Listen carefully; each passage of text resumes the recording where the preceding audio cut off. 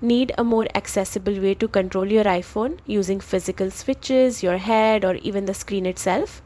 Let's turn on switch control and get you set up. Before we begin, hit that subscribe button so you don't miss any helpful iPhone accessibility tips like this. Step 1. Open the Settings app on your iPhone. Step 2. Scroll down and tap Accessibility. Step 3. Under the Motor section, tap Switch Control. Step 4. Now toggle switch control on.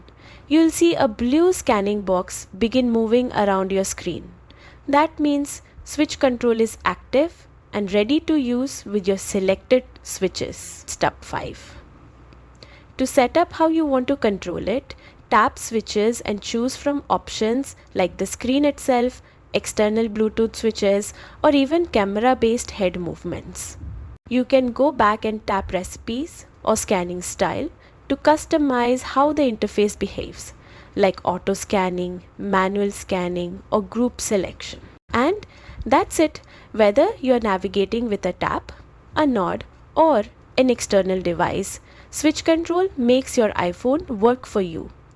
Be sure to subscribe for more iPhone tips that support independence and accessibility.